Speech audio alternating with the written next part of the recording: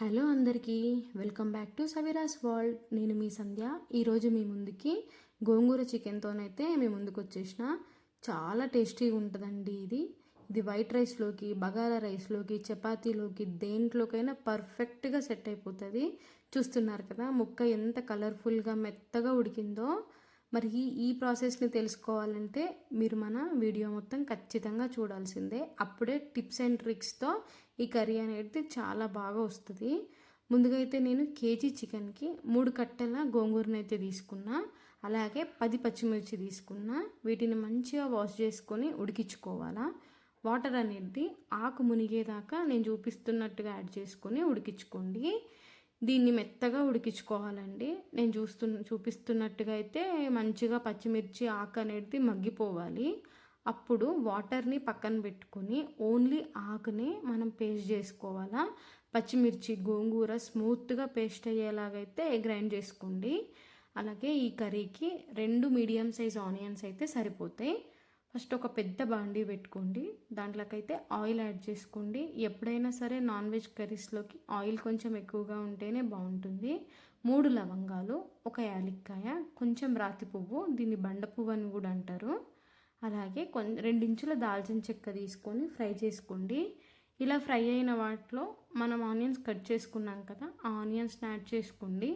Onions కొంచెం colour change అయిన తర్వాత అల్లం పేస్ట్ని కూడా యాడ్ చేసుకోండి. అల్లం పచ్చివాసన పోయిన తర్వాత మాత్రమే పసుపు యాడ్ చేసుకోండి.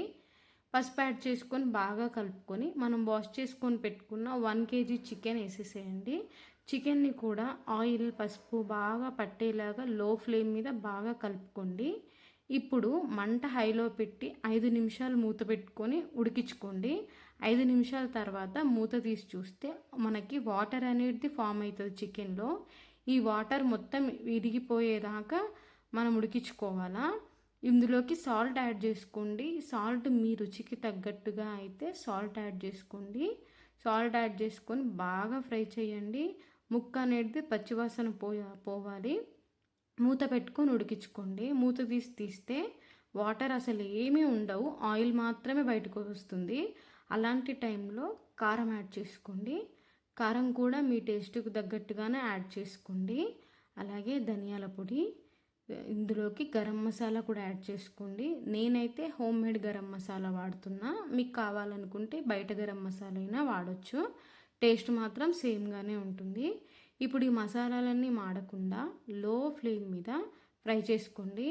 కారము చూసుకొని యాడ్ చేసుకోండి. మనం ఆల్రెడీ గోంగూరను ఉడికించుకునేటప్పుడు పచ్చిమిర్చి వేసుకున్నాం కదా, దాన్ని చూసుకొని మాత్రమే కారం యాడ్ చేసుకోండి.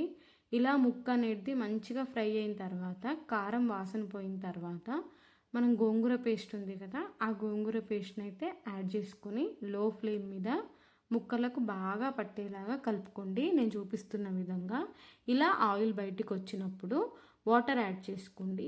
నేనైతే 1 గ్లాస్ వాటర్ యాడ్ చేసుకున్నా. నాకు ఎక్కువగా గ్రేవీ వద్దని. మీకు గ్రేవీ ఎక్కువగా కావాలనుకుంటే 1.5 గ్లాస్ వాటర్ కూడా యాడ్ చేసుకోవచ్చు.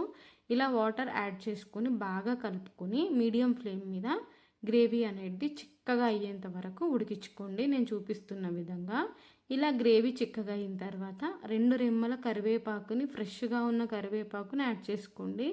కరివేపాకు యాడ్ చేసుకోవడం వల్ల మన చికెన్ అనేది మంచి ఫ్లేవర్ఫుల్గా ఉంటుందండి.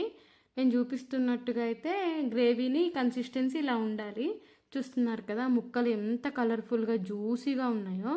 ఇది రైస్లోకి, చపాతీలోకి, దేంట్లోకైనా అద్దరిపోతుంది. కొత్తిమీరతోని గార్నిష్ చేసుకుని స్టవ్ ఆఫ్ చేసిండ్రంటే ఇంకా మన వేడి వేడి గోంగూర చికెన్ రెడీ అయినట్టే. ఖచ్చితంగా ఈ రెసిపీని ట్రై చేయండి. నేను చెప్పే కొలతలతో చేసుకున్నారంటే సూపర్గా ఉంటుందండి. మీ సపోర్ట్ నాకు కావాలి. మన ఛానల్కి సబ్స్క్రైబ్ చేసుకోండి. Thank you for watching. Bye bye.